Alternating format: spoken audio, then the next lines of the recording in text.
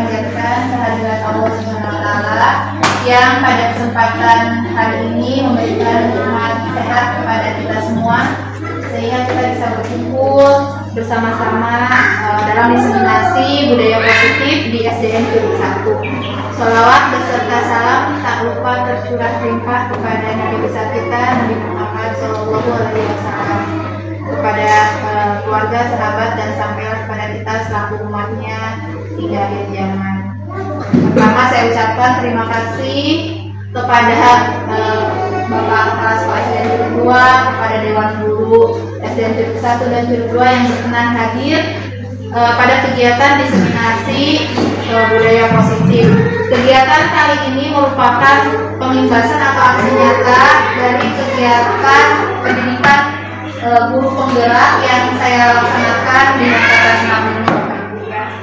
Jadi kegiatan ini merupakan diseminasi atau membagikan materi budaya positif kepada rekan-rekan yang ada di sekitar sekolah, khususnya di lingkungan sekolah SDN Curug 1 dan di lingkungan sekitar SDN Curug 1, yaitu sekarang ada dari SDN Curug 2.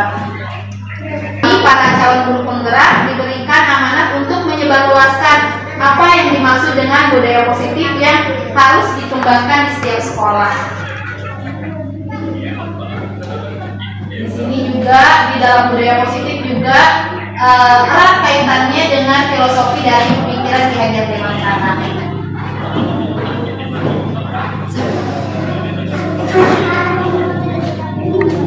Baik. Di awal saya akan memberikan pertanyaan kepada Bapak Ibu semua. Kira-kira Bapak Ibu setuju atau tidak dengan pernyataan yang ada pada nomor 1, bahwa hukuman dapat mendisiplinkan anak? Kira-kira menurut Bapak Ibu setuju atau tidak dengan kalimat hukuman itu dapat mendisiplinkan anak? Tidak. Kira-kira kenapa? Ada yang Pak Iwan menjawab tidak setuju. Itu kita melihat situasi dan kondisi sekolah. Kalau misalkan diterapkan kita mungkin itu kurang efektif ya. Tidak tahu kalau misalkan sekolah-sekolah yang berkembang, kalau sekolah kita yang menggunakan hukuman itu ketika siswa memberikan hukuman atau sanksi, mereka minder. Banyak contoh gitu kan, kita kasih ditakut-takuti aja mereka udah ngedon, nggak mau sekolah gitu kan. Kalau di kita, entah kalau di sekolah-sekolah yang lebih berkembang. Oke, nanti kita akan lihat setelah materi-materi ini akan terjawab ya, dari bahwa hukuman itu sebenarnya bisa mendisiplinkan atau tidak dari anak-anak gitu ya. Yang pernyataan kedua kita sama lihat di sini, pemberian hukuman dengan hal positif. Ada hal positif seperti membaca atau membersihkan halaman sekolah dapat meningkatkan disiplin anak. Kira-kira setuju atau tidak Bapak Ibu dengan pernyataan ada hukuman hal positif? Kira-kira Setuju. Kalau yang kedua agak setuju. Kalau yang kedua agak setuju ya. Yang ke satu kan belum dijelaskan hukumannya sebentar. Soalnya saya juga pernah pengalaman satu kali di waktu tahun berapa ya, ada siswa yang jalan sekolah ketika diberikan PR malah justru besoknya tidak sekolah. Diberikanlah sanksi atau hukuman secara positif agar dia menulis perkataan beberapa kalimat seperti contohnya, saya berjanji tidak akan mengulangi lagi kesalahan saya di kemudian hari. Dituangkanlah dalam buku hukumannya itu menulis sebanyak 1 buku agar menulis ya gitu. Ternyata besoknya alhamdulillah dia menurut gitu di sekolah, tidak harus hukuman seperti yang ada di nomor 1. Ya, kalau nomor 1 itu hukumannya itu belum jelas tuh. Hukumannya itu hukuman. Kalau nomor 2 lebih jelas ya, halnya positif. Kalau di nomor 3 Bapak Ibu, memberi penghargaan dapat meningkatkan motivasi belajar anak. Menurut Bapak Ibu setuju atau tidak dengan pernyataan memberi penghargaan? Setuju. Oke, nanti kita akan bahas lebih lanjutnya Bapak Ibu ya. Jadi ada soal juara 1 dapat pemain. Oh, malah termotivasi ya tangannya kalau dapat penghargaan ya Kodi ya. Oke. Nah, jadi topik sebenarnya yang akan kita bahas ini menyangkut tentang disiplin positif, nilai-nilai kebajikan universal, ada teori motivasi, tadi juga disinggung ya bahwa katanya ada motivasi anak meningkat, hukuman, penghargaan, restitusi, keyakinan kelas, kebutuhan dasar manusia, dunia berkualitas, restitusi, ada 5 posisi kontrol dan segitiga restitusi.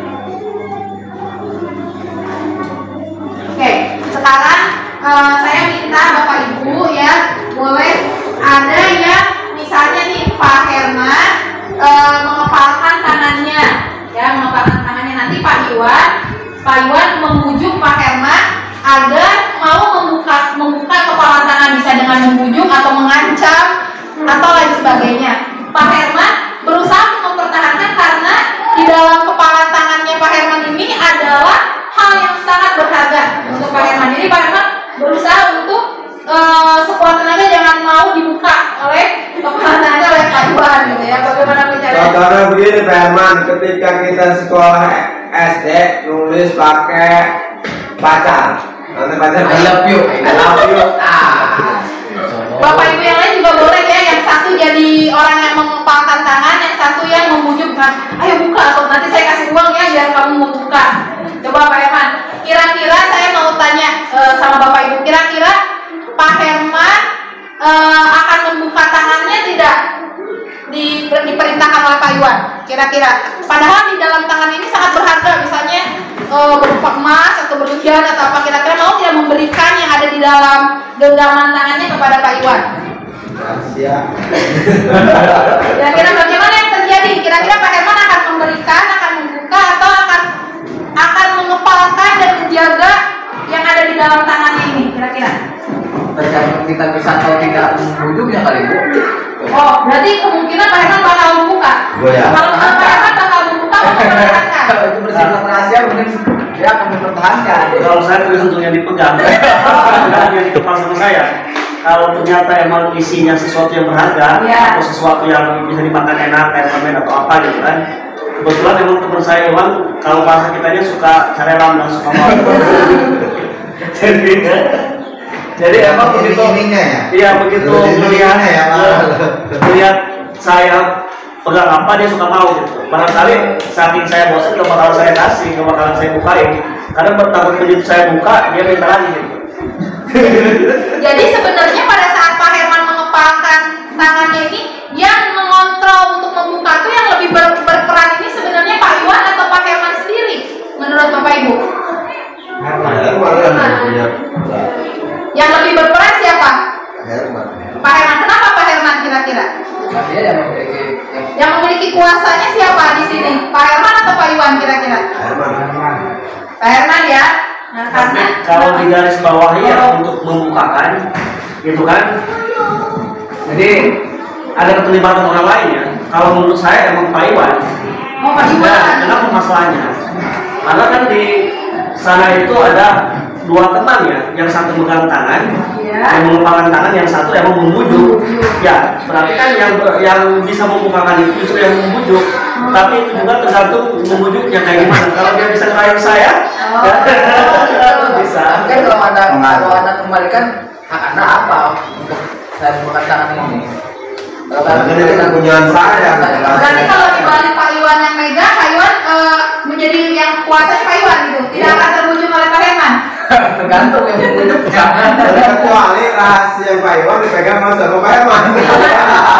Korelasi dengan anak ya, dengan peserta didik kita kan, kalau ternyata emang sifat peserta didik seperti itu keras dan kita sendiri tidak bisa untuk mengalihkan memberikan arahan supaya peserta didik itu melunak gitu kan, barangkali kita tidak akan bisa gitu kan.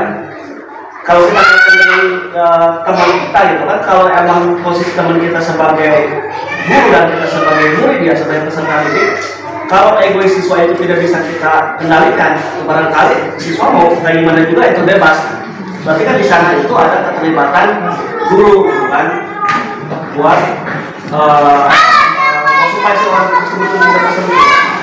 Ya Bapak Ibu, jadi sebenarnya dalam kontrol tadi ini mengibaratkan bahwa apapun sebenarnya yang dilakukan oleh orang lain di luar kita ya, tetap yang berkuasa dan memiliki kontrol akan diri kita itu adalah diri kita sendiri. Jadi walaupun sebenarnya Pak Herman, Pak Iwan mau membujuk sebagaimanapun, mau memberi iming-imingi apapun, kalau diri kita menutup untuk tidak mau membukakan tangan, kita tidak akan membuka kan? Tapi kalau misalnya kita tergoda dengan iming-imingi tadi, berarti adanya pada kontrol diri kita kan untuk membuka. Jadi sebenarnya kontrol itu mau apapun yang diberikan dari luar, mau itu ancaman, iming-iming, kalau diri kita tetap yang memiliki kontrol atas diri kita itu adalah diri kita sendiri, Bapak Ibu ya. Sendirian. Ya, jadi kontrol diri itu hanya ada pada diri kita. Namun, Privasi. nah ini erat kaitannya dengan kita sebagai guru dalam mengontrol murid. Kadang kita berpikir murid itu bisa kita kontrol dan kita kendalikan. Nah, padahal sejatinya mau kita bagaimanapun, kalau muridnya tidak mau membuka diri untuk bisa dikontrol oleh kita sebagai guru, mereka tetap tidak akan bisa disiplin, tetap tidak akan bisa mengikuti arahan dari kita sebagai gurunya.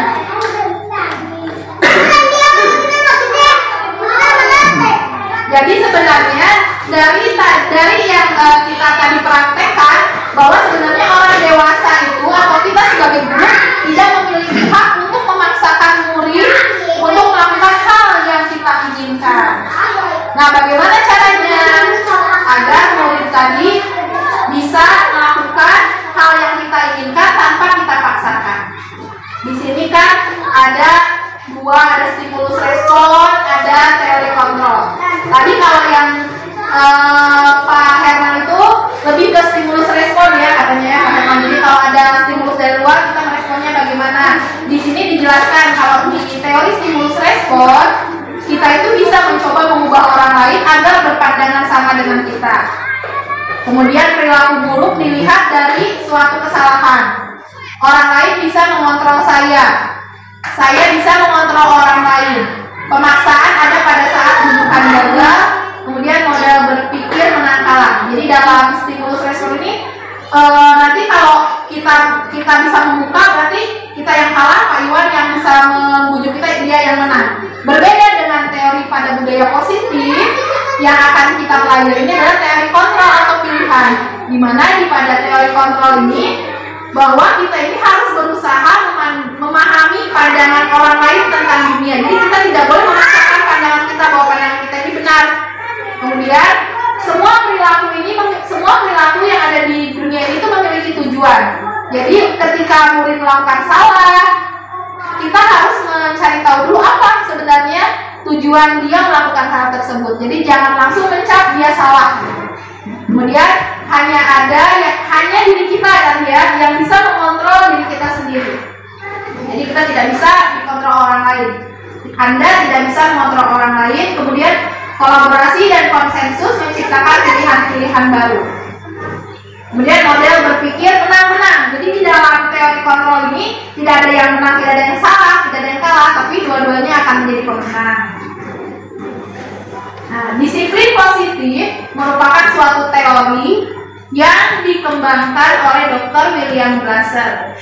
Di sini dijelaskan bahwa Anda tidak bisa mengontrol orang lain, hanya Anda yang bisa mengontrol diri Anda. Makna disiplin di sini adalah belajar kontrol diri dengan menggali potensi kita agar tercapai tujuan mulia, yaitu sesuatu menjadi seseorang yang kita inginkan berdasarkan nilai-nilai yang kita hargai. Nah, kemudian semua perilaku memiliki tujuan. Teori motivasi ini ada motivasi ekstrinsik dan intrinsik. Tadi yang contohnya misalnya Pak Herman mau membuka karena diiming-imingi, itu adalah motivasi ekstrinsik, motivasi yang datangnya dari luar karena diiming-imingi. Kalau misalnya siswa, kalau kita hubungkan kepada murid, disiplin positif ini, ketika murid mau melakukan suatu hal positif atau mau berdisiplin itu, ketika dia menghindari hukuman, ketika dia takut dihukum, akhirnya dia melakukan hal-hal yang disiplin, ya. Atau misalnya ketika murid itu ingin mendapat imbalan atau ingin mendapat hadiah, akhirnya dia mau menuruti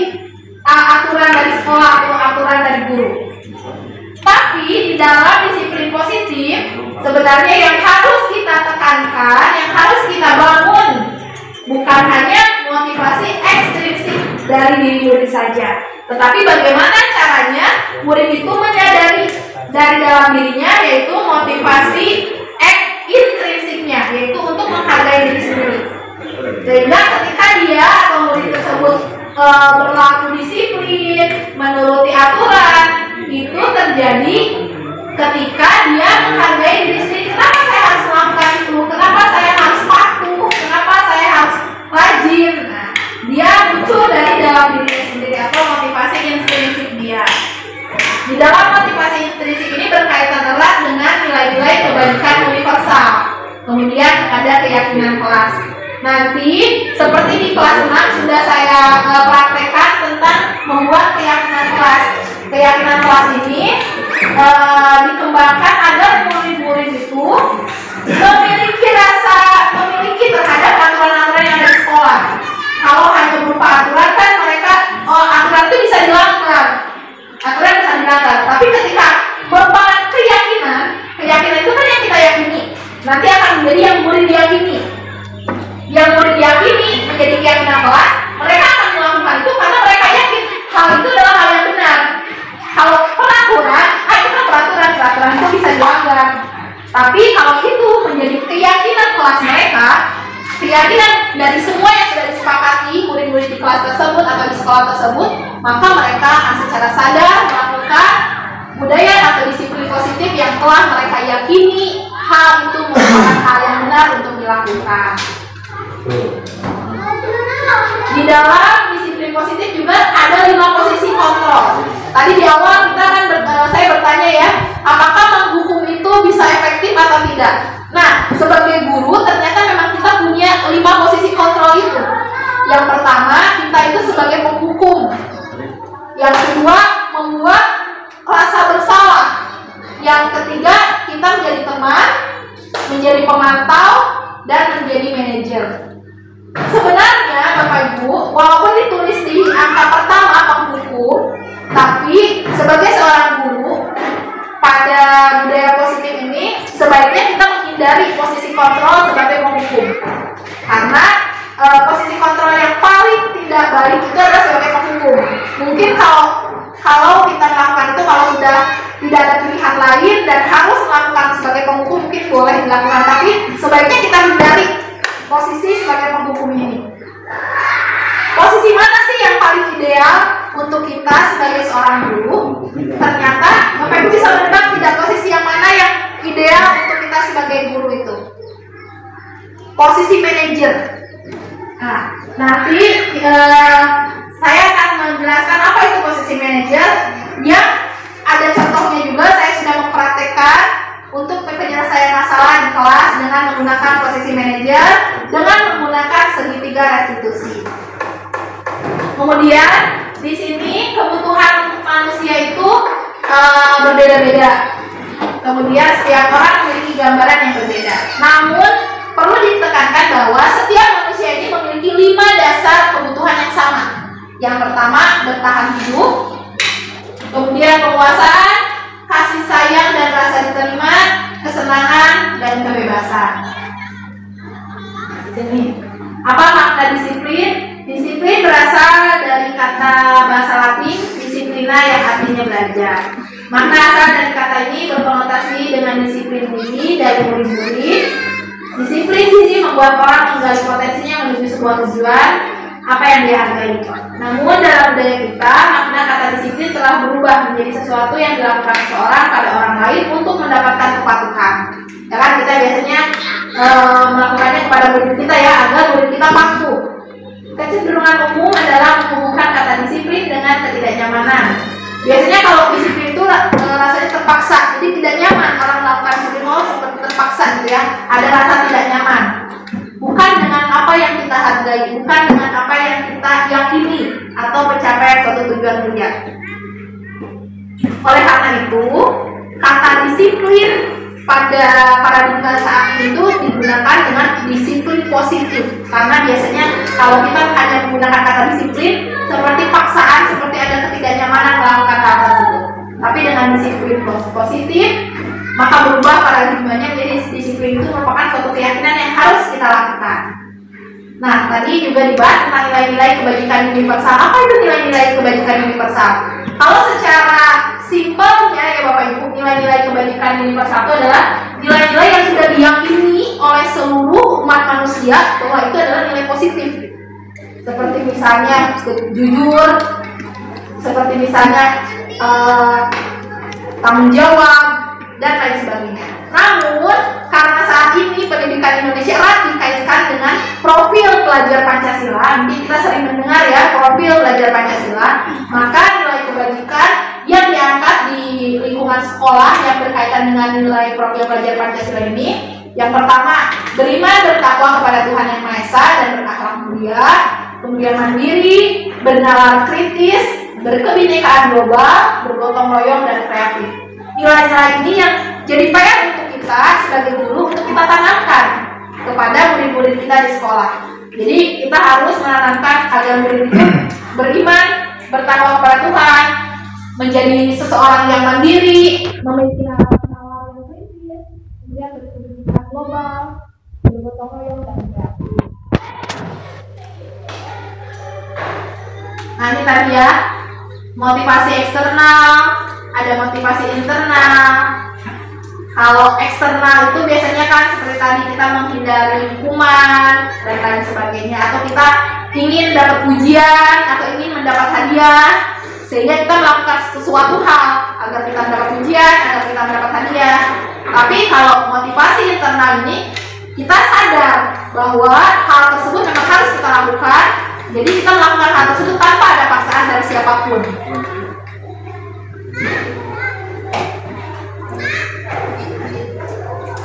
Menurut Ki Hajar Dewantara, merdeka itu artinya tidak hanya terlepas dari perintah, tetapi juga kita bisa memerintah diri sendiri. Itulah yang dinamakan dengan motivasi internal, bahwa diri kita lah yang memerintahkan diri kita sendiri untuk melakukan sesuatu yang positif.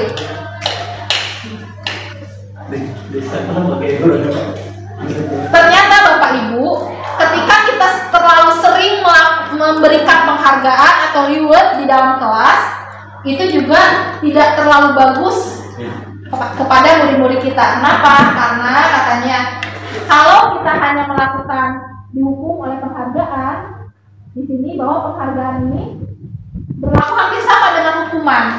Penghargaan, hanya bedanya kalau hukuman itu sifatnya mungkin menyakitkan, kalau penghargaan membahagiakan. Tapi yang menjadi sama ini bahwa akan memberikan pengaruh itu hanya jangka pendek pada anak. Jadi atau jangka panjangnya itu anak akan terus-terusan berharap. Jadi mereka melakukan hal tersebut bukan karena kesadarannya, tapi karena berharap akan terus diberi penghargaan tersebut, atau diberikan imbalan, atau diberikan hadiah gitu ya. Sehingga akan mengurangi esensi dari disiplin anak tersebut. Jadi disiplinnya itu tidak datang dari diri dia sendiri. Dan itu tidak usah diterapkan di sekolah, apakah bagaimana? Nah, diterapkannya itu kita boleh menerapkan hal tersebut, tapi bukan jadi terus-terusan patokan agar anak misalnya mau melakukan suatu sikap disiplin, kemudian kita melakukan itu terus-terusan gitu Pak. Jadi mungkin kita bisa memilah-milih mana yang harus kita pakai, mana yang tidak harus. Yang bahaya itu kalau anak sering dikasih penghargaan, nanti tumbuh sifat ingin dihargai terus. Bahkan hal tersebut itu bisa berlaku di lingkungan masyarakat kian. Anak dibesarkan daripada sifat-sifat yang seperti itu gitu kan. Jadi nantinya emang muncul sifat yang sombong lah terhadap anak. Jadi kalau ada masyarakat, contohnya hidup di masyarakat yang luar sekolah gitu, atau teman-teman di sekitarnya yang kurang menghargai dia gitu kan, nanti dianya akan gimana gitu kan sifatnya. Jadi muncul sifat sombong. Iya. Baik. Betul Pak, gitu ya. Jadi memang seperti itu ya. Jadi kita kalau yang berlebih-lebihan memang tidak baik. Makanya penghargaan juga sebenarnya bukan buruk ya Bapak Ibu, tapi kita harus bisa memilah di mana kita memberikan penghargaan kepada murid kita dan di mana misalnya kita tidak harus memberikan penghargaan tersebut, kan? Karena ketika kita selalu memberikan penghargaan, maka akan menurunkan kualitas dari murid kita juga sebenarnya, karena dia akan gitu. Kemudian penghargaan juga akan mematikan kreativitas murid kita. Penghargaan jelas akan mengurangi motivasi intrinsik. Kesadaran dirinya akan berkurang. Semakin sering dia diberi penghargaan, maka kesadarannya akan berkurang karena dia hanya melakukan sesuatu karena ketika dia diberi imbalan saja atau diberi penghargaan saja. Kalau tidak diberi penghargaan, dia tidak akan mau melakukan itu. Tapi kan penghargaan sifatnya tidak mesti yang membutuhkan material. Tadi ada disinggung ada ribut, Iya. sepakatlah bahwa anak itu perlu penghargaan luar biasa sebetulnya untuk meyakinkan rasa percaya diri pada anak. Ribut sebetulnya dengan angkat jempol aja dulu udah bentuk penghargaan Iya, gitu. betul. Saya udah sering lah gitu melakukan hal seperti itu. Ketika anak disuruh tampil ke depan, kan nggak berani. Tapi ketika S1 aja yang berani, lalu kita tepuk tangan, kita kamu bagus, itu luar biasa gitu bagi mereka. Saya kira hal-hal yang seperti itu ya tidak akan berimbas tadi itu seperti ya. Kemudian ada yang meyakini tadi Bu, saya tertarik juga dari pengalaman yang pernah saya lakukan. Nah kayak dinding-dinding ini coret-coret seperti ini, itu kan perlu anak disiplin ya. Tapi disiplin anak kadang takut ketika ada guru gitu ya. Dan yang saya rasakan itu adalah ketika di anak itu tumbuh rasa meyakini bahwa ini adalah milik saya, milik kita.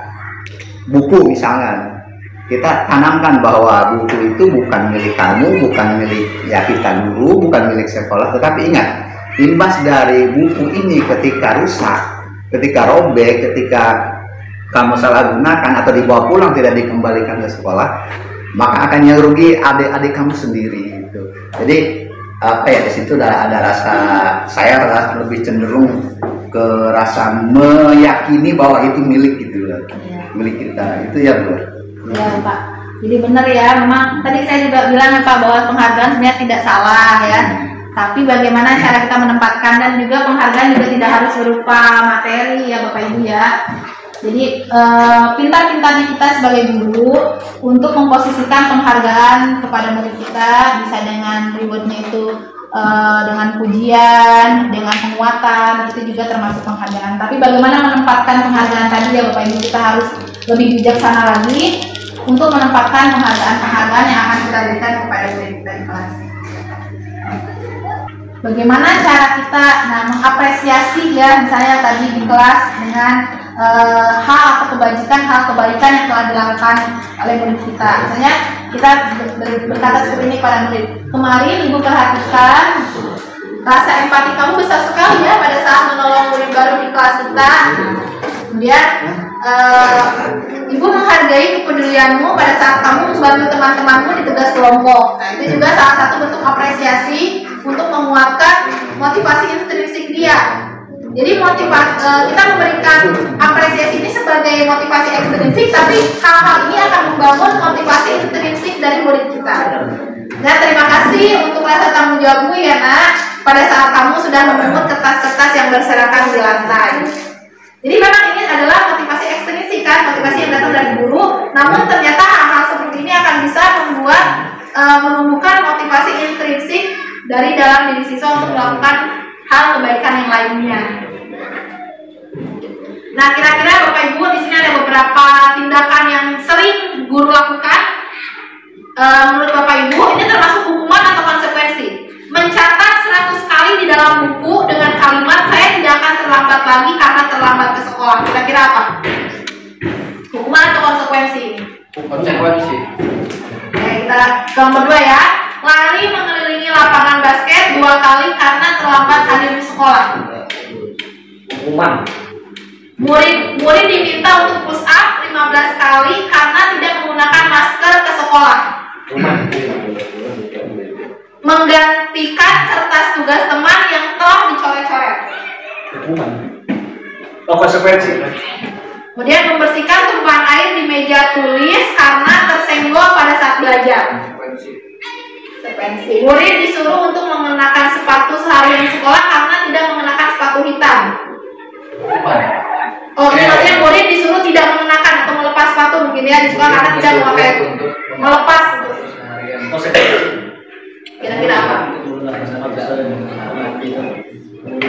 Kemudian lari mengelilingi lapangan basket 2 kali karena terlambat 10 menit untuk pelajaran PJOK. Kira-kira hukuman atau konsekuensi? Hukuman, konsekuensi itu. Kita lihat ya, ternyata jawabannya mencatat 100 kali ini hukuman. Karena apa? Karena tidak ada relevansinya antara terlambat dengan mencatat, gitu ya. Kemudian begitupun yang ini, karena terlambat hadir dia harus mengelilingi lapangan basket 2 kali.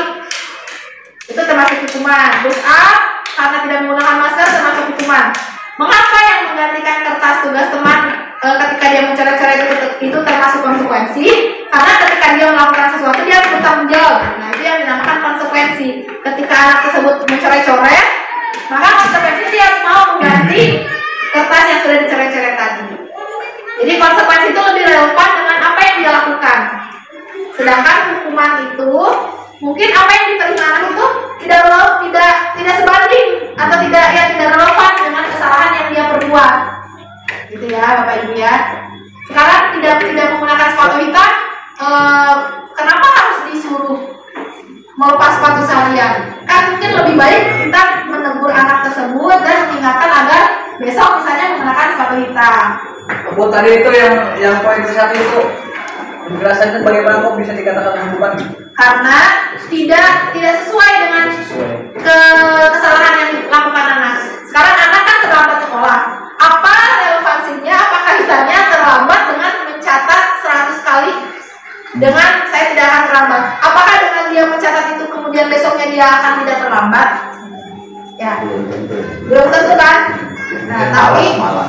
Tapi kalau kita berusaha mencari tahu kenapa dia bisa terlambat, kemudian kita mencarikan solusinya. Misalnya dia terlambat itu karena dia bangunnya kesiangan. Misalnya, kenapa dia bisa bangun kesiangan? Karena orang tuanya tidak membangunkan. Lebih baik kita sebagai guru memberikan saran kepada dia. Misalnya kalau dia punya HP, kita suruh aja dia untuk menyalakan alarm agar dia tidak terlambat. Atau misalnya kita menghubungi orang tuanya agar membangunkan anak tersebut agar tidak terlambat lagi. Tapi Bu, kalau kita tadi bicara masalah hukuman sama konsekuensi ya, itu yang awal kita bahas. Sebetulnya emang ada plus minus kan di hukuman juga. Emang sewaktu-waktu bisa aja kita menerapkan hukuman buat siswa, walaupun memang yang berat ya buat siswa tersebut. Tapi kan karena emang siswa itu berbeda-beda karakter ya dari masing-masing keluarga gitu kan, disatukan dalam satu kelas. Kadang-kadang memang perilakunya yang berbeda-beda gitu kan, walaupun memang sekolah itu kita membuat aturan yang bagus gitu kan. Tapi begitu sesuatu yang diterapkan kayak konsekuensi gitu kan, dia melakukan harus dia bertanggung jawab. Tetapi tidak relevan kalau kita kasih hukuman, tetapi hukuman itu saya rasa emang penting juga. Pentingnya emang buat siswa itu efek jerah ya, supaya dia itu tidak melakukan sesuatu yang dilakukan hari ini gitu kan, kayak gitu. Apalagi kalau siswa itu kelakuan kalau udah menjadi sifat dia gitu kan, sering melakukan hal seperti itu, kebiasaan dia sering melakukan seperti itu gitu kan.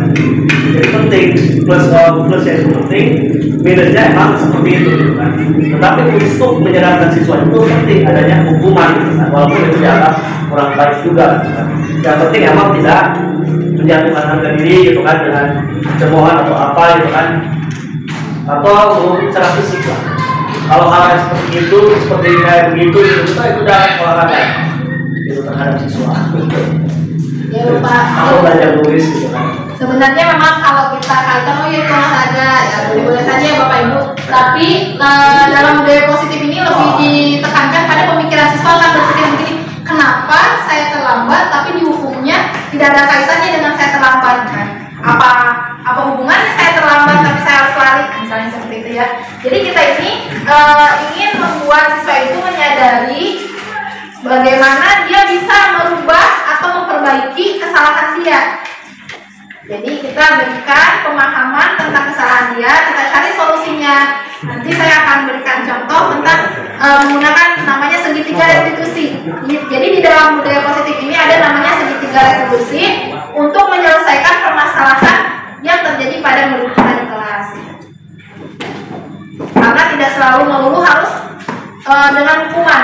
Karena kenapa kita harus menghindari hukuman ini Bapak Ibu ya?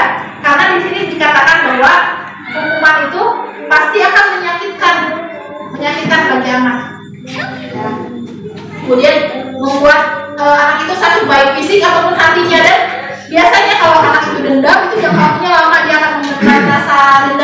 kepada guru atau kepada orang yang memberikan hukuman itu. Kemudian anak akan membenci kedisiplinan. Apa sih disiplin gitu ya, saya benci gitu. Ujung-ujungnya dia akan benci. Kemudian akan berdampak kepada paksaan. Anak itu akan merasa bahwa ini hanya terpaksa dia melakukan hal tersebut. Konsep diri dia akan buruk. Kemudian anak juga akan berusaha menyembunyikan kesalahan. Jadi ketika dia bersalah itu, dia itu karena dia tahu akan dihukum, dia berusaha berbohong. Nah, sedangkan nanti di konsekuensi atau di segitiga restitusi, ketika dia melakukan kesalahan, anak itu akan berani karena dia tahu akan mencari solusi untuk memperbaiki kesalahannya tadi. Akan merasa marah, kemudian akan merasa dipermalukan, merasa tidak dihargai, gitu kan? Makanya kita harus menghindari yang namanya hukuman kepada anak. Nah, bagaimana kalau hukuman ini harus kita hindari? Bagaimana caranya kita mendisiplinkan anak? Sedangkan biasanya di kehidupan kita sehari-hari ini, salah satu cara yang paling efektif untuk mendisiplinkan anak itu biasanya hukuman, Bu. Ya, memang kita biasanya dengan hukuman. Tapi pada kesempatan kali ini saya akan menjelaskan bahwa ternyata ada cara lain agar anak itu bisa menjadi disiplin, yaitu dengan restitusi. Restitusi itu apa? Restitusi adalah proses menciptakan kondisi bagi murid kita untuk memperbaiki kesalahan mereka. Ternyata hukuman itu bukan proses memperbaiki kesalahan, Bapak Ibu. Sehingga kalau di restitusi ini, mereka akan bisa kembali kepada kelompok mereka dengan perasaan dan karakter yang lebih kuat dan lebih berani lagi dan percaya diri. Restitusi juga merupakan proses kolaboratif yang mengajarkan murid untuk mencari solusi untuk masalah mereka. Jadi bukan menghindari masalah, tetapi ketika mereka menghadapi masalah ini, mereka akan mencari solusi dan membantu murid berpikir tentang orang seperti apa yang mereka ingin menjadi tujuan mereka dan bagaimana mereka harus memperlakukan orang lain. Oke, kita ini kepada ini yang bisa coba penerapan segitiga restitusi yang saya praktekkan di kelas OPM ya.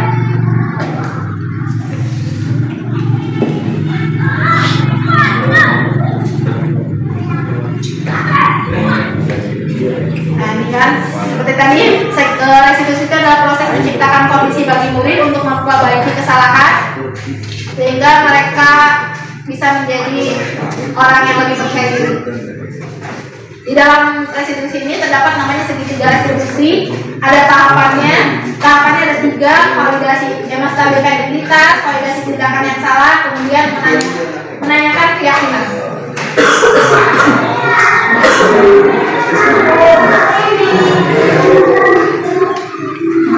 Ini kasus yang sering biasanya kita hadapi di kelas ya. Ketika kita melaksanakan ulangan atau ujian, biasanya ada anak yang mencontek atau tidak jujur. Bagaimana nih cara kita untuk menyikapi hal tersebut, menyelesaikan permasalahan tersebut? Kelihatan ini ada anak atau murid kita yang mencontek.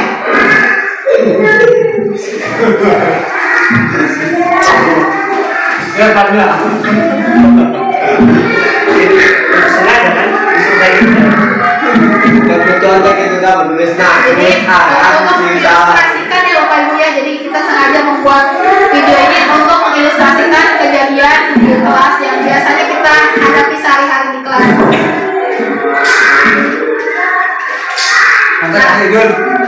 Kemudian biasanya kan kita kadang langsung menegur di kelas dan akan mempermalukan si anak tadi ya kalau langsung kita marahi atau menegur di kelas. Kita gunakan cara segitiga restitusi dengan memanggil dia untuk mengobrol. Ya silakan duduk Evan. Selamat siang Evan. Ya Bu. Nah, teman-teman lain sedang itu ya istirahat ya. Sedang istirahat. Evan tahu tidak mengapa Evan dipanggil ke sini? Tidak tahu. Tapi di kelas ketika kita sedang ulangan, Ibu melihat Evan mencontek hasil perbuatan, hasil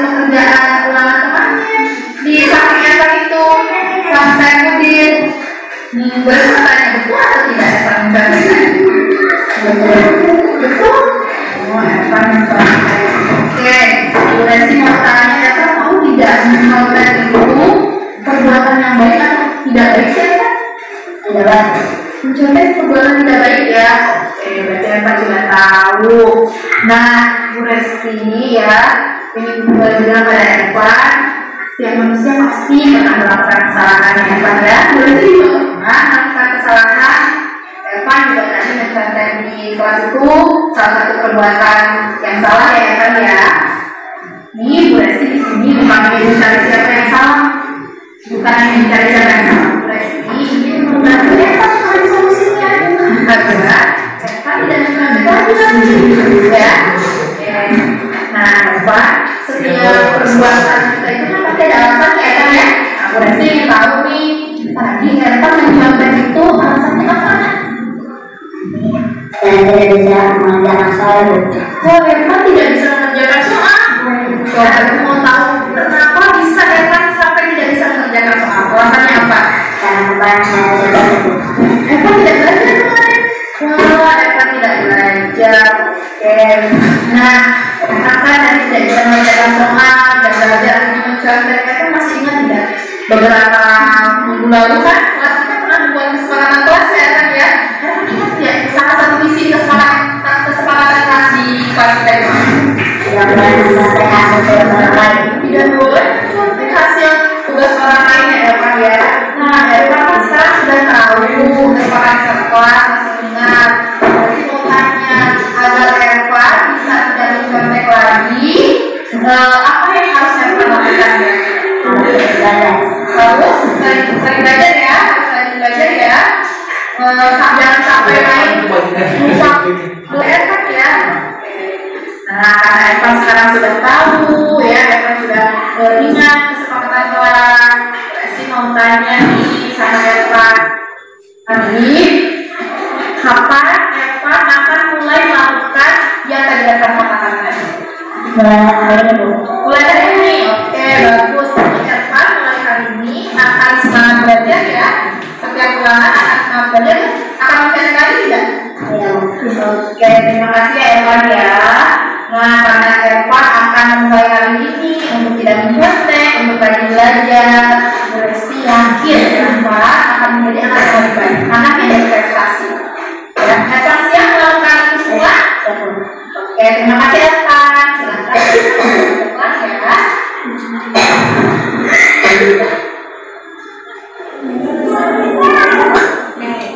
Itu tadi kasus pertama ya, tentang segitiga restitusi. Nah, jadi di segitiga restitusi ini tadi Bapak Ibu juga sudah melihat bahwa kita ini bukan mencari kesalahan anaknya, tapi kita lebih menekankan bagaimana kita mencari solusi untuk menyelesaikan permasalahan yang dihadapi anak tadi atau murid kita. Kemudian kita ini memperbaiki hubungan dan bukan memaksakan, tapi kita memberikan tawaran kepada anak. Restitusi ini juga menuntun untuk melihat ke dalam diri anak. Restitusi mencari kebutuhan dasar yang mendasari tindakan tadi. Seperti tadi di awal, saya menanyakan dulu atau memvalidasi dulu. Di sini kan segitiga restitusi ini. Nah, ya.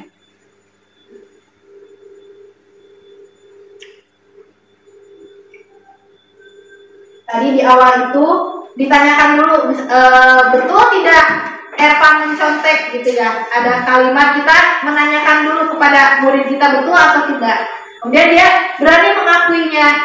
Oh iya betul.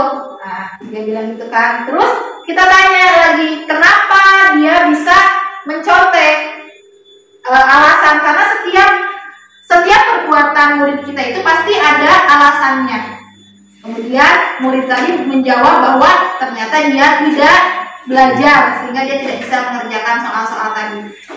Oke, kemudian kita berkata pada murid kita bahwa tidak apa-apa, bahwa dia melakukan kesalahan hal itu tidak apa-apa, karena setiap orang pasti pernah melakukan kesalahan. Jadi jangan kita bilang, oh ya kamu salah, kamu mencontek, akan membuat dia merasa rendah diri, akan membuat dia merasa terpuruk kalau kita menyalahkan dia. Tapi kita buat bahwa setiap orang itu pernah melakukan kesalahan, tapi bagaimana caranya agar kita tidak mengulangi kesalahan tersebut, agar di lain waktu kita tidak mengulangi hal yang sama. Kemudian kita tanyakan keyakinan kelas yang sudah disepakati yang berhubungan dengan masalah tadi. Oh, ternyata di kelas 6 itu sudah ada keyakinan kelas atau kesepakatan kelasnya itu bahwa harus jujur, tidak boleh mencontek pekerjaan orang lain. Kita ingatkan lagi keyakinan kelas yang sudah kita buat. Setelah anaknya ingat, setelah anaknya sadar, kemudian kita tanya kamu mulai kapan kamu akan melakukan keyakinan kelas tadi untuk jujur dan tidak akan mencontek. Dia bilang akan melakukannya mulai hari ini. Nah, itulah segitiga restitusi yang kita lakukan.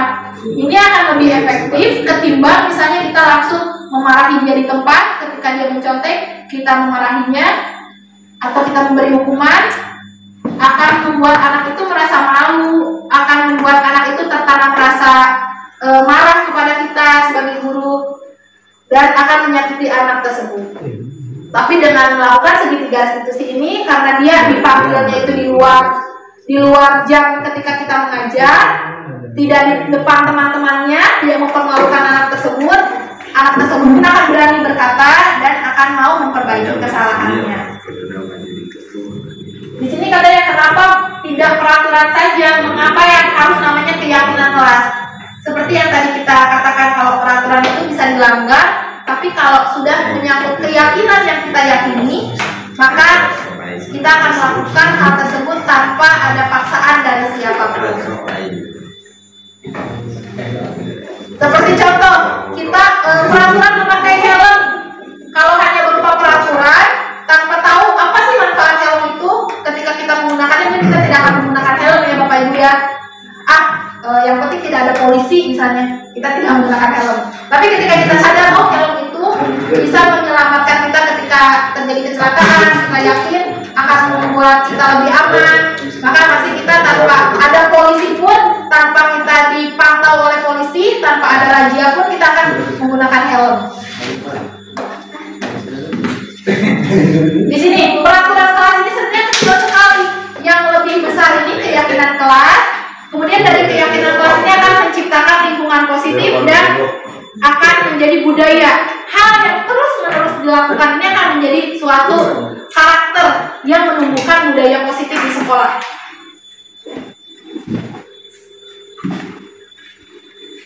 Nih, perbedaan tentang yang mana di antara dua keyakinan kelas ini yang termasuk kesepakatan kelas ini yang termasuk keyakinan. Dua-duanya sama-sama kesepakatan, namun perbedaannya kalau yang sebelah kemudian sebelah kanan saya kami guru dan murid yang saling menyayangi, perbedaannya terletak pada nilai atau isinya. Kalau kesepakatan yang sebelah kiri ini hanya kesepakatan yang tertulis saja tanpa kita yakini. Tapi kalau yang kesepakatan kelas yang sebelah kanan di sini adalah suatu keyakinan yang kami guru dan murid yang sudah diyakini oleh murid dan gurunya. Kalau peraturan belum tentu, kesepakatan yang sebelah kiri ini belum tentu sudah diyakini oleh, hanya dibuat saja tapi belum tentu diyakini oleh setiap warga atau murid yang ada di sekolah tersebut.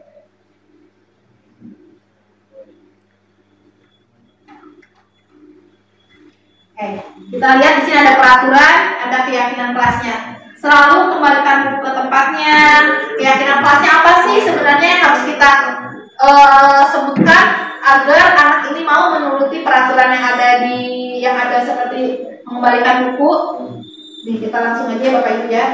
Nah, kita harus menanamkan untuk anak bisa mengembalikan buku ke tempatnya itu adalah menanamkan keyakinan tanggung jawab. Kemudian dilarang mengganggu orang lain, yaitu keyakinan kelas yang harus kita tanamkan adalah menghormati orang lain. Hadir setelah di sekolah 15 menit sebelum pembelajaran dimulai adalah menghormati orang lain dan berkomitmen. Kemudian dilarang melakukan kekerasan, lebih kepada keselamatan. Ketika anak menyadari bahwa ketika melakukan kekerasan itu adalah akan tidak berhubungan dengan keselamatan, maka dia tidak akan dan menghormati orang lain. Dilarang menggunakan narkoba. Kalau hanya kata-kata dilarang menggunakan narkoba tanpa tahu maknanya, dia akan tetap misalnya menggunakan hal-hal tersebut. Tapi ketika tahu berhubungannya dengan kesehatan, ketika saya menggunakan narkoba maka badan saya akan sakit dan lain sebagainya, dia meyakini hal tersebut, maka otomatis tidak dalam motivasi intrinsipnya dia tidak akan mendekati narkoba tersebut ya, dan lain sebagainya. Ada jangan berlari di kelas, koridor dan lain sebagainya. Nah tadi ini kebutuhan dasar manusia ada 5: bertahan hidup, kasih sayang, dan rasa diterima, pemuasan, kebebasan, kesenangan. Ini ya Bapak Ibu ya, 5 posisi kontrol kita sebagai guru. Kalau penghukum biasanya posisi kita itu terlihat marah, kemudian dengan ada suara yang keras, ya. Contohnya gini, di sini ada dicontohkan. Kalau kamu tidak melakukannya, awas ya, rasakan, ibu hukum kamu misalnya. Tapi kalau kita memposisikan diri sebagai membuat orang merasa bersalah, biasanya seperti ini kalimatnya. Kamu seharusnya sudah tahu ya, ibu lelah sekali. Atau misalnya begini, kamu jangan membuang sampah sembarangan ya. Kamu tahu kan kalau kamu melakukan itu, ibu akan dimarahi oleh kepala sekolah. Nah itu. Jadi kita membuat murid itu merasa bersalah dengan melakukan itu. Oh, dengan saya melakukan itu, guru nanti akan dimarahi kepala sekolah ya. Nah, kalau kita memposisikan sebagai teman, biasanya kita dengan ada yang lembut, dengan ada yang bercanda kepada anaknya, memposisikannya sebagai teman. Masalah teman ya. Ya. Itu udah disiplin Bu. Ada murid A, hobinya berantem. Kita kasih nasihat, kita panggil kan dengan nada lembut. Dapat beberapa hari berantem lagi. Emang udah jadi hobi dia barangkali ya, seperti itu. Itu yang pantas itu hukuman. Karakter itu Pak, bukan hobi. Hobi masalah. Apakah emang bentuknya ke anak tersebut atau anak yang biasa panjang tangan gitu kan? Bentuknya itu hukuman yang bagus itu. Apa tadi? Bukan konsekuensi. Selain hukuman apa? Restitusi Restitusi itu Iya, Pak. seperti itu. Jadi Bapak sudah belum melakukan segitiga restitusi kepada murid tersebut? Loh, Iya, kalau seandainya emang cara-cara persuasif seperti itu ya, restitusi itu dilakukan terhadap siswa, sudah itu siswa melakukan lagi gitu. Apakah emang caranya preventif gitu kan? Apakah emang masih persuasif? Sebenarnya kalau di dalam materi idealnya ketika kita melakukan segitiga restitusi, katanya idealnya anak itu akan menyadari. Tapi juga tidak menutup kemungkinan ya Bapak Ibu ya, kita sudah melakukan segitiga restitusi kepada anak, tetap anak melakukan hal tersebut. Boleh di sini kita melakukan hukuman karena tadi sudah dikatakan bahwa sebenarnya menghukum itu boleh, asalkan memang kita sudah melakukan step by stepnya. Anaknya itu di pilihan terakhir lah, pilihan terakhir guru melakukan tindakan atau menjadi kontrol guru ini, menghukum ini, ketika kita sudah memposisikan diri sebagai manajer dengan menggunakan segitiga restitusi ternyata tidak bisa, sebagai teman juga tidak bisa, anaknya bandel terus. Nah baru mungkin kita bisa di akhir itu juga merupakan pilihan terakhir. Kalau pilihan sebelumnya sudah kita terapkan dan tidak ada perubahan kepada anak, baru kita boleh melakukan. Tapi kan ternyata di dalam prakteknya kadang kita tidak melakukan segitiga restitusi, langsung menghukum gitu ya Bapak Ibu. Itu yang memang dilarang. Sebelum kita mencari tahu anak tersebut alasannya apa, sudah kita hukum duluan. Sebelum kita mencari tahu penyebab hal tersebut terjadi atau mengobrol dengan anak tersebut, langsung kita menghukum. Nah, gitu ya Pak Herman ya. ya Bu ya, tadi kayaknya kalau menyimak dari penjelasan Pak Restitusi ini kayaknya lembek gitu Pak. Apa yang disampaikan Pak Herman itu betul ya. Semua orang pasti punya pengalaman, dan anak itu kalau dibawa lemah lembut, ya emang ada yang berhasil, ada yang tapi kayaknya kalau anak yang terutama kelas 2 3 ke bawah, kelas bawah itu kayaknya belum bisa pas gitu ya. Ini siapa ini saya berbicara dengan siapa itu belum bisa membedakan. Jadi kalau di kelas-kelas yang di atas itu ya sedikit tegas kayaknya gitu ya. Iya. Tapi bukan berarti satu-satunya gitu ya. Saya sendiri kadang-kadang lepas kontrol gitu. Ketika ini baru saja diingatkan 5 menit kemudian ribut lagi. Apalagi kalau kita udah keluar kelas itu udah. Ketika sedang belajar juga sama gitu ya. Kasus-kasus yang seperti ini sebetulnya sering muncul. Tadi kata ibu, pernah nggak Pak Herman melakukan restitusi? Sebetulnya bagian-bagiannya saya yakin tidak, tapi cara manajenya yang belum apa ya sebaik seperti itu, terus tetapi. Tapi jelas tuh kalau anak kita kurang tegas itu kelihatannya gitu. Jadi ya kayak apa ya? Apalagi anak-anak kampung itu beda lah ceritanya dengan kalau kelahiran kami Bu, ya saya masih ingat aja itu hukuman dengan apa tadi saya masih ingat kedua itu berkesan lah, artinya di yang satu hukumannya keras, yang satu Bu saya dulu kan di tiap meja itu ada tiang bendera ya, ada bendera dari kemudian ada penggaris. Saya kelas 5 Bu, saya ingat aja itu saya bahasa kita disemat ya pakai itu. Namun sakit lah kalau ada saat itu, tapi ternyata sekarang saya ingat bahwa itu adalah positif gitu. Jadi ya kalau namanya aturan ada pelanggaran hukuman itu ya mungkin lah ya, ada yang enak, ada yang kurang enak, yang lebih lagi tadi. Tetapi kata Pak Herman tadi, ketika anak yang benar-benar ya luar biasa Pak Herman ya, makanya saya katakan tadi bukan hobi Pak Herman, itu untuk karakter anak itu mungkin karakter aja lah. Jadi watak. Jadi kalau kita lembek beda Bu, orang Ciamis dengan orang sini beda. Kalau beda di negara mana itu beda. Jadi penekanan bahasa itu perlu lah. Ketika anak yang mungkin lemah lembut tidak berhasil, ya sedikit keras mungkin itu. Dan menambahkan lagi Bu, apalagi kalau kita kembali ke masa lalu ya, zaman Pak Ulung atau zaman saya ya Bu, itu kan mungkin angkatan saya itu angkatan yang paling gimana lah, paling bandel lah.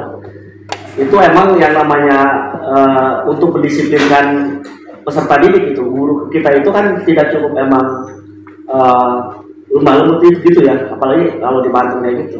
Saya tuh ingat saya pribadi emang pernah yang namanya di tempeleng gitu. Tapi emang zaman sekarang itu nggak boleh gitu kan.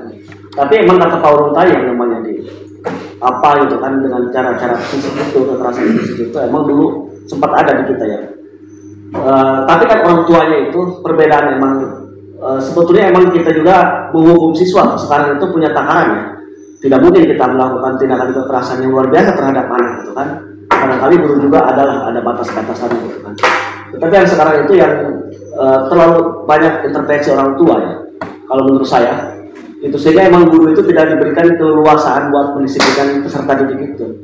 Itu cara-cara restitusi kayak gitu kan itu ya.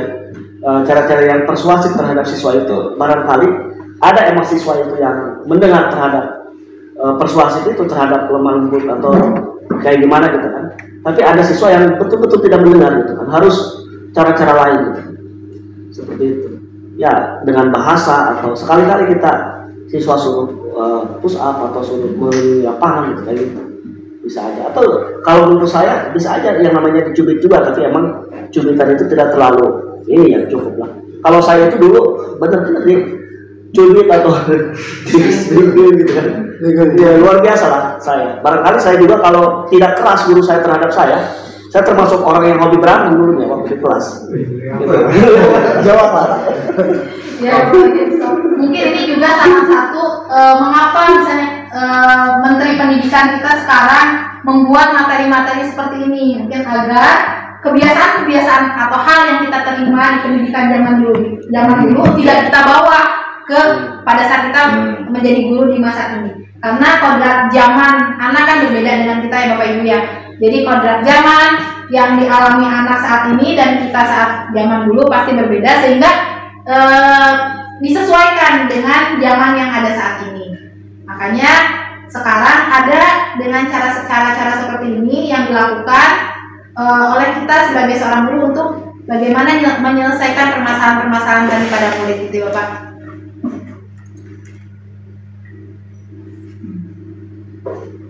Orang nih goblok bagiku ya tuh. Wah, jadi semua tuh. Sungguhan kan. Pulpen dikikin. Atau kopi. Jadi Bapak, ketika misalnya kita menghadapi murid kita, kemudian kita mengatakan, saya kecewa sekali dengan kamu, maka posisi kita saat itu adalah membuat orang merasa bersalah. Kemudian kamu tidak pernah benar melakukannya, kita menghardik langsung menjudge orang tersebut tidak benar, maka posisi kita sebagai guru adalah menghukum. Kalau kita ayolah lakukan demi ibu atau bapak gitu ya, kita memposisikan sebagai teman. Kemudian di sini, apakah kamu mau mendapatkan speaker? Nah biasanya ini pemantau namanya. Bagaimana kamu bisa menyelesaikan masalah ini, manajer? Nah inilah kenapa kita dituntut untuk menjadi manajer.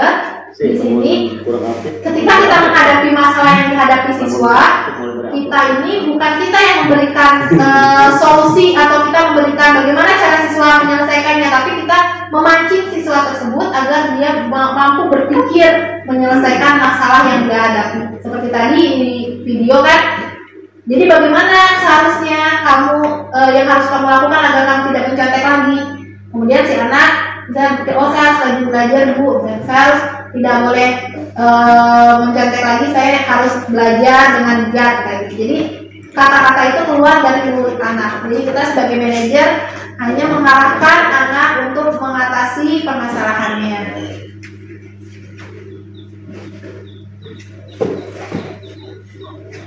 Anda tahu ya, kopi mati. Ini belum ada kesepakatan kelas ini. Di segitiga institusi kan tadi segitiga ada 3 tahapan menstabilkan identitas dulu. Contohnya di sini setiap orang pasti pernah melakukan kesalahan. Kemudian kamu bukan satu-satunya yang pernah melakukan ini. Jadi kita menstabilkan identitas anak bahwa bukan hanya dia kok yang pernah melakukan kesalahan ini gitu. Jadi dia tidak usah terlalu rendah diri atau menjadi takut. Kemudian kita validasi kebutuhannya. Kamu tentu punya alasan. Kita tanya dulu alasan kenapa dia melakukan hal tersebut. Dan setelah itu kita menanyakan keyakinannya. Nilai-nilai apa yang sudah kita sepakati di kelas. Kemudian dia ingat, oh tadi tidak boleh mencontek, harus jujur. Kamu ingin menjadi orang yang seperti apa? Saya ingin menjadi orang anak yang jujur. Nah, seperti itu ya Pak ya. Nah ini contohnya bagaimana cara kita menstabilkan identitas anak. Berbuat salah itu hal yang manusiawi. Tidak ada manusia yang sempurna. Bapak atau ibu juga pernah melakukan salah. Kita pasti bisa menyelesaikan permasalahan ini. Bapak ibu misalnya tidak mau mencari tahu siapa yang salah, siapa yang benar, gitu kan? Bapak di sini atau ibu ingin menyelesaikan masalah kamu, nak. Jadi kamu tidak usah menyalahkan diri kamu terus-menerus. Tapi bagaimana kamu harus bersikap pada dirimu sendiri. Nah, di sini divalidasi kebutuhannya. Kamu bisa saja melakukan hal yang lebih buruk, tapi kamu tidak melakukannya kan? Kamu pasti punya alasan mengapa melakukan itu. Apa yang penting bagi kamu? Kamu boleh tetap berusaha menjaga sikap itu, tapi tambahkan sikap yang lain yang baru. Maukah kamu belajar cara lain untuk mendapatkan yang kamu butuhkan tanpa harus memukul? Misalnya kalau anak itu sering memukul, apakah kamu bisa melakukan dengan lebih baik besok lagi? Ini menanyakan keyakinannya. Apa nilai yang kita percaya di kelas? Nah, makanya kita Bapak Ibu kita coba buat nanti keyakinan kelas di kelas masing-masing yang kita sepakati dengan murid-murid kita. Nilai-nilai kebajikan universal apa yang telah kita sepakati? Kelas yang ideal itu seperti apa? Ini contoh-contoh menanyakan keyakinan kepada murid ya.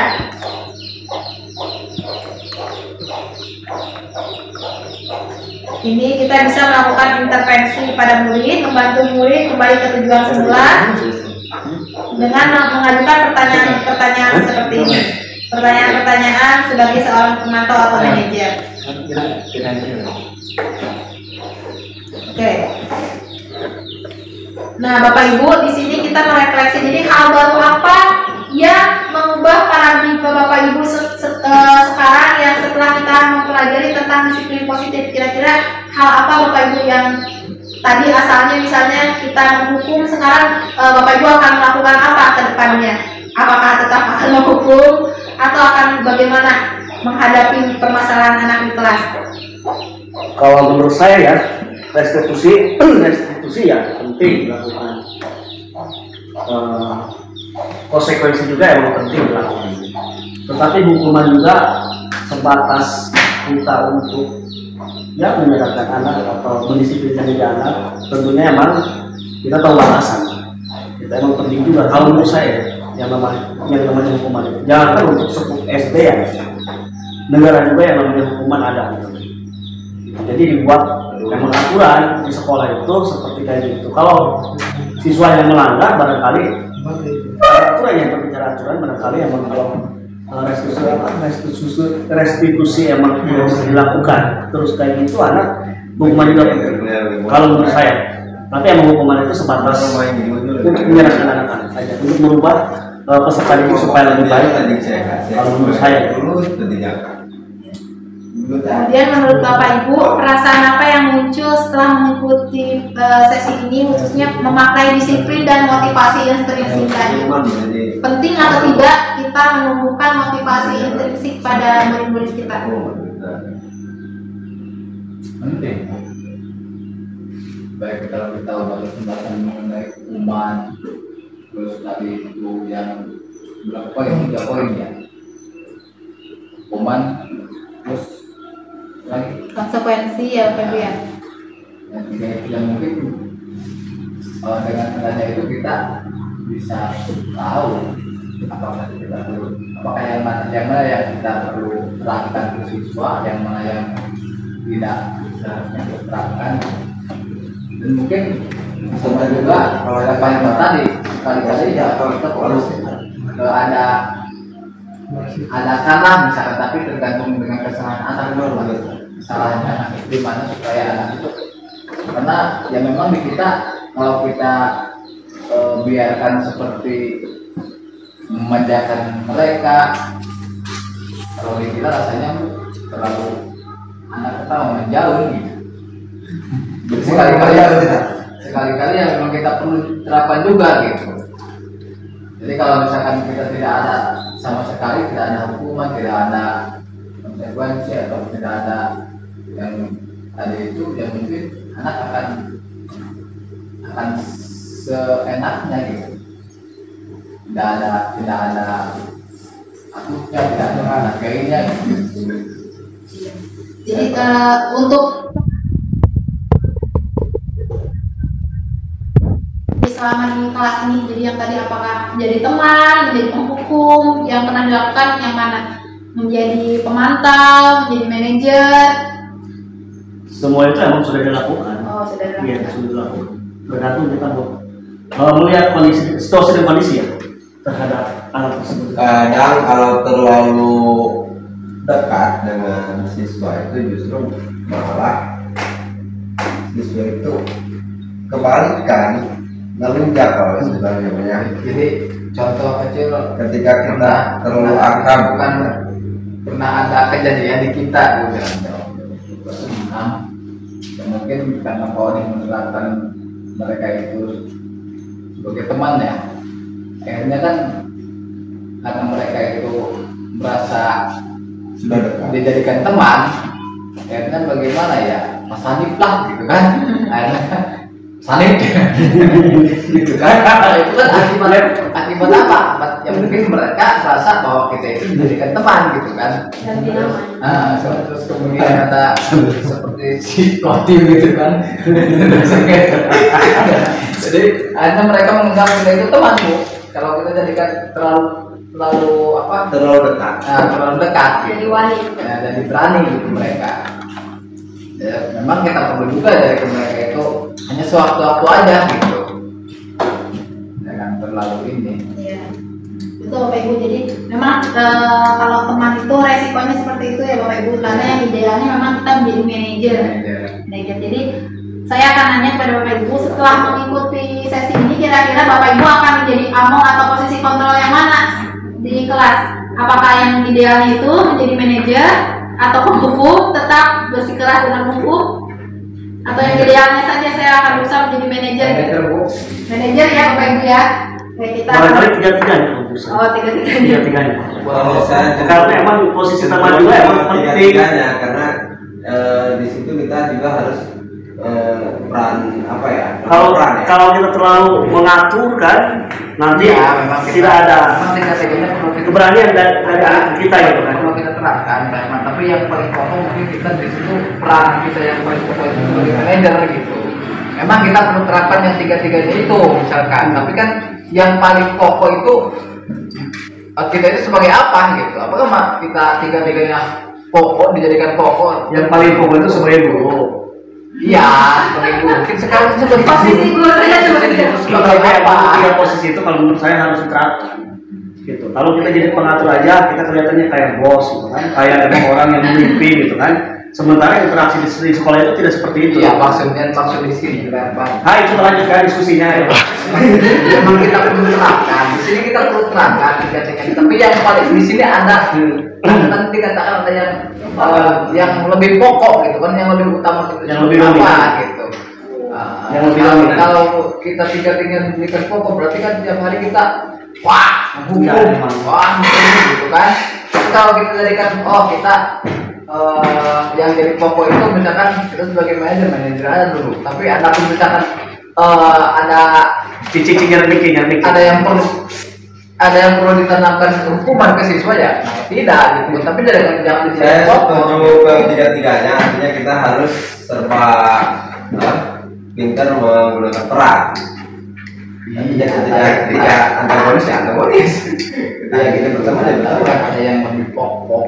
Nah, itu yang Nih, Bapak Ibu bisa dilihat nih perbedaan ketika kita menjadi penghukum, ketika menjadi pembuat merasa bersalah, menjadi teman, menjadi Coba mau Nirias pemantau mau menantu. dan menjadi manajer.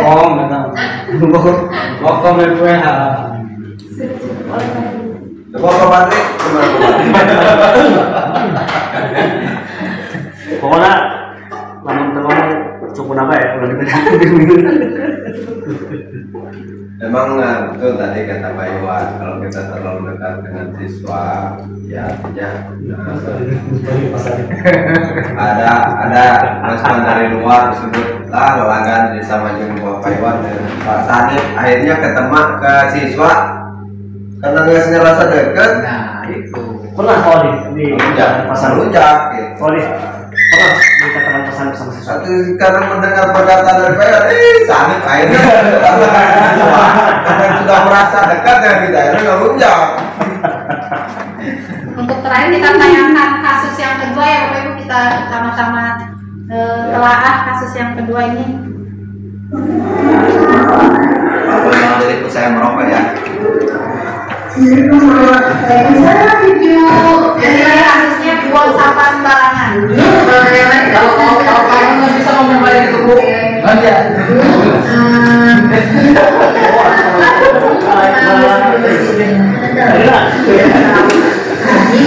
Jadi melihat pada saat jam istirahat, Tuju berjalan di depan kelas, kemudian Tuju membuang sampah sembarangan di depan kelas. Betul atau tidak? Betul. Oke. Tuju tahu tidak membuang sampah sembarangan itu perbuatan yang baik atau tidak? Tidak baik ya Tuju ya. Tuju sudah tahu. Oke. Tuju setiap orang pasti pernah melakukan kesalahan ya sayang ya. Berarti juga pernah melakukan kesalahan. Juga sampah sembarangan juga suatu perbuatan kesalahan ya Tuju ya. Tapi berarti di sini bukan ingin menceritakan kesalahan. Berarti ingin membayar agar tidak membuang sampah sembarangan lagi. Ya itu ya. Setiap perbuatan itu pasti punya alasan ya. Berarti ingin tahu ini Tuju bisa sampai membuang sampah sembarangan. Asal lempar? Namanya dia? Asal lempar? Tuju asal lempar. Oh iya. Tuju asal lempar saja ya tadi ya. Itu perbuatan yang tidak baik ya Tuju ya. Oke, berarti mau ingatkan Tuju lagi. Tuju masih ingat ya kesepakatan kelas yang pernah kita buat di kelas. Apa sih poinnya? Harus jangan buang sampah sembarangan ya, harus menjaga kebersihan. Nah, Tuju masih ingat poin tentang kesepakatan kelas yang kita buat ya. Makanya Tuju mau buang sampah sembarangan ya sayang ya. Nah, seharusnya apa sih yang harus Tuju lakukan agar Tuju bisa menyemangati kesepakatan kelas kita? Harus membuang sampah yang pertama. Harus membuang sampah tempatnya. Memang membuang sampah itu harus kemana saya? Tukang sampah ya. Tuju sudah tahu ya.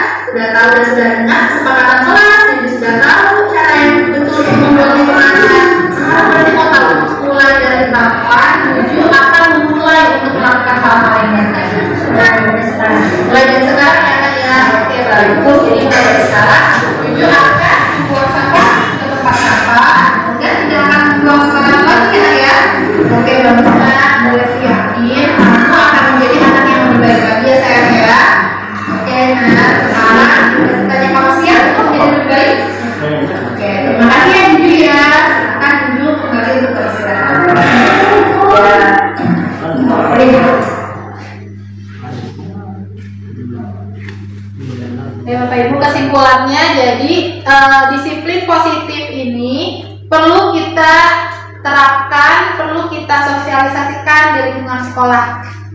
Karena disiplin positif akan menjadi budaya positif bila terus kita lakukan dan menjadi karakter di sekolah kita. Dan posisi ideal bagi seorang guru hendaklah kita memilih posisi sebagai manajer, di mana manajer ini akan memposisikan diri sebagai orang yang bisa menguatkan pribadi dari murid kita dan menjadikan murid lebih berani dan percaya diri dalam menyelesaikan permasalahan yang mereka hadapi di kehidupan di sekolahnya. Itu ya Bapak Ibu ya. Jadi kesimpulannya bahwa sebagai seorang guru, PR kita bersama adalah menciptakan bagaimana cara kita menciptakan budaya positif di sekolah dengan menerapkan disiplin yang positif, di mana disiplin positif ini adalah disiplin tanpa memaksakan sesuatu kepada murid, tapi menjadikan suatu hal positif tersebut menjadi keyakinan yang diyakini oleh murid kita, sehingga murid kita secara sadar dan berkemauan untuk melakukan hal tersebut dari dalam dirinya sendiri tanpa ada paksaan dari orang lain. Demikian pemaparan materi mengenai budaya positif dari saya. Mohon maaf apabila terdapat banyak sekali kekurangan dalam penyampaian materi pada kesempatan kali ini. Terima kasih Bapak Ibu atas kehadirannya. Wabillahi taufiq wal hidayah. Wassalamualaikum warahmatullahi wabarakatuh. Waalaikumsalam.